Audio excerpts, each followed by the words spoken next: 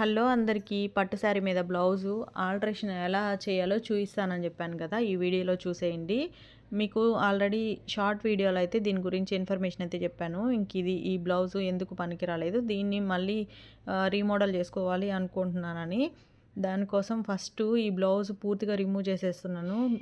Main fabric, lining మొత్తం అసలు blouse stitching చేయకముందు ఎలా ఉంటుందో పాటలు పాటలుగా అయితే ఇప్పుడు కుట్లు మొత్తం విప్పేస్తూ ఉన్నాను. ఇలా విప్పేసిన తర్వాత లైనింగ్ ఏమన్నా యూజ్ అవుతుందేమో నాకు అనుకున్నా, కానీ లైనింగ్ కూడా నాకు యూజ్ అవ్వలేదు. నాకు పైన ఉన్న ఫ్యాబ్రిక్ మాత్రమే పనికొచ్చింది.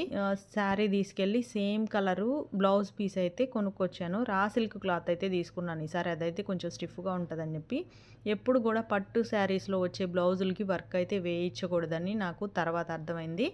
ఇంకా ఈ బ్లౌజ్ పీస్ వచ్చి మీటర్ తీసుకున్నాను. ఇది 250 రూపీస్కి వచ్చింది. ఇంకా మన బ్లౌజ్ మెజర్మెంట్స్ తోటి ఈ బ్లౌజ్ని అయితే కట్ చేసుకున్నాను.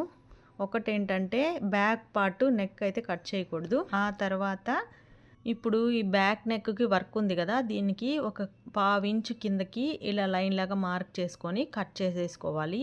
నెక్ లోపల వైపు ఎలాగూ మనకి ఖర్చుకి క్లాత్ ఉంది, బయట వైపు ఖర్చు కోసం అనమాట ఈ 1/2 ఇంచు కట్ చేసి మిగతాది పక్కన పడేద్దాము. ఇంకా హ్యాండ్స్ కూడా ఇలాగే కట్ చేసేసుకుందాము. ఇక్కడ చూడండి మార్కింగ్ వేశాను, ఇదంతా ఖర్చు కోసం.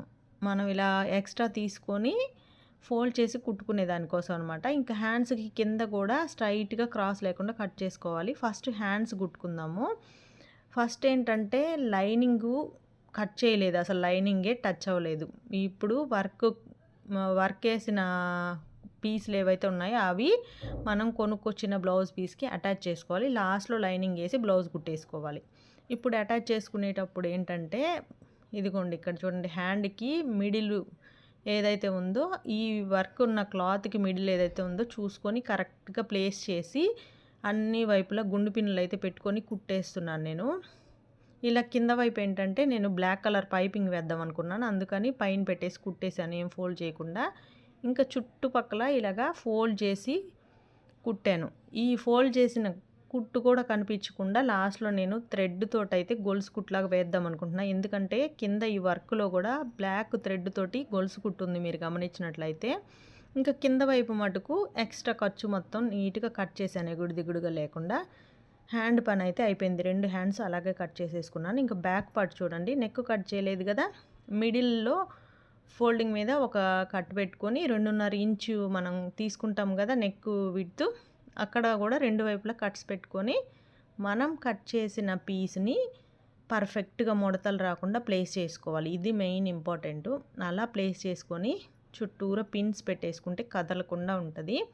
ఇప్పుడు నెక్ లోపల వైపు ఒక కుట్టు వేసేసి బయట వైపు క్లాత్ని లోపలికి ఇందాక మనం 1/2 ఇంచు ఖర్చు తీసుకున్నాం కదా మడిచి కుట్టుకునేదానికి, 1/2 ఇంచు ఖర్చుతోటి మడిచి కుట్టేసుకోవాలి. ఇది రౌండ్ అయ్యేసరికి అంత పర్ఫెక్ట్గా రాలేదు, అందుకని నేను మళ్ళీ థ్రెడ్ తోటి కుట్టేద్దాంలే అనుకున్నాను గొలుసు కుట్టు అయితే. ఇంకా ఫ్రంట్ పార్ట్కి కూడా సేమ్ అలాగే కుట్టేశాను.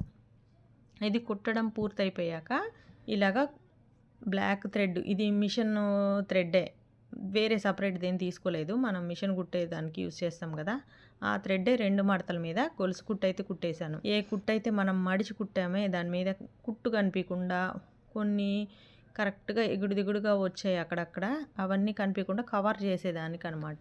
ఇలాగా కుట్టేస్తున్నాను చూడండి, ఇలా వచ్చింది. 2 వరుసలు అయితే కుట్టాను.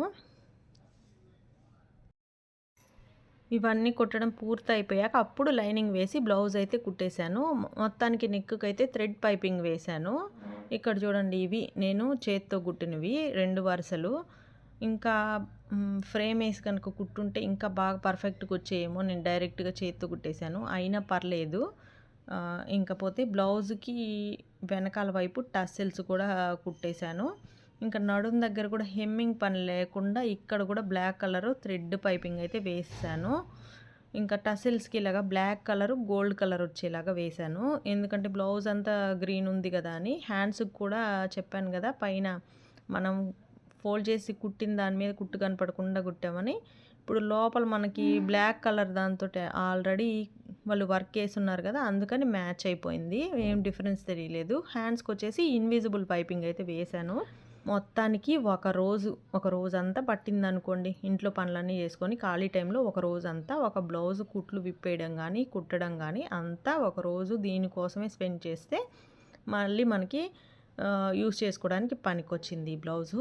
మీకు ఏమన్నా యూస్ఫుల్ అనిపిస్తే ట్రై చేయండి ఇలాగా. నెక్స్ట్ ఇంకొక బ్లౌజ్ కూడా అది వేరే రకంగా మీకు చూపిస్తాను. మొత్తం 4 బ్లౌజులు అయితే ఆల్టరేషన్ చేయాల్సినవి ఉన్నాయి. మిగతాయి అన్నీ ఓకే సెట్ అయిపోయినాయి నాకు. మొన్న షార్ట్ వీడియోలో చూపించినవి అన్నీ ఒక్కొక్కటిగా కొంచెం టైం పడుతుంది. నిదానంగా ఫుల్ వీడియో అయితే షేర్ చేస్తాను. వీడియో నచ్చితే లైక్ చేసేయండి మరైతే.